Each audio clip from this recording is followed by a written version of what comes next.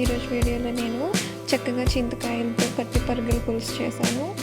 ముందుగా ఫిషెస్ని మనం మ్యారినేట్ చేసుకున్నాం. సాల్ట్, ఉప్పు, కారం, పసుపు, గరం మసాలా పేస్ట్, ఇంకా జింజర్ గార్లిక్ వేసుకొని చక్కగా ఫిషెస్కి పట్టించి ఒక అరగంట పాటు ఫ్రిడ్జ్లో పెట్టుకోవాలి. ఫ్రిడ్జ్లో పెట్టుకుని నేనైతే ముందే మ్యారినేట్ చేసుకొని పెట్టుకున్నాను. ఒక కడాయిలో ఆయిల్ వేసుకుని చక్కగా కడాయి అంతా స్ప్రెడ్ చేసుకోవాలి. మన ఫిషెస్ అన్నిటిని వేసుకుని 2 sides చక్కగా కుక్ చేసుకోవాలి. నేనైతే ఎప్పుడు ఇలా కుక్ చేసుకుని చేస్తాను. పులుసు కాబట్టి కుక్ చేయకుండా కూడా చేయొచ్చు. నేనైతే ఎప్పుడు కుక్ చేసుకుని చేస్తాను. నాకు పచ్చివి నచ్చదు.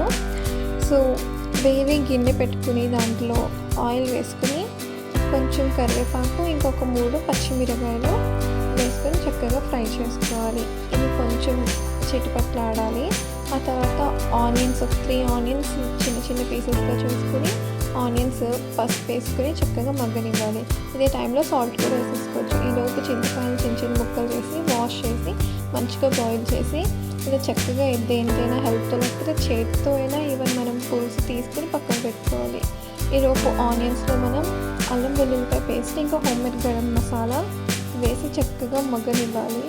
ఇవి మగ్గాక టమాటో వేసి చక్కగా గుజ్జులా అయ్యేదాకా మగ్గబెట్టుకోవాలి. చక్కగా గుజ్జులా అయిపోవాలి. ఇలా అయితే టమాటోస్ మంచి ఫ్లేవర్ వస్తుంది కర్రీకి. ఇది చక్కగా 2 glasses వాటర్ వేసుకుని పులుసుని బాగా మరగనివ్వాలి.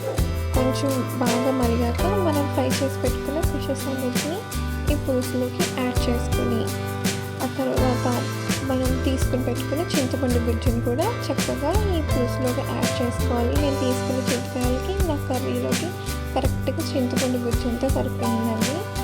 చక్కగా ఒక 8 నిమిషాల పాటు చక్కగా ఈ కన్సిస్టెన్సీ వచ్చాక మన కర్రీని మనం మంచిగా మరగపెట్టుకుని ఈ కన్సిస్టెన్సీ వచ్చాక దింపుకుంటే మన కర్రీ చక్కగా రెడీ అయిపోద్ది.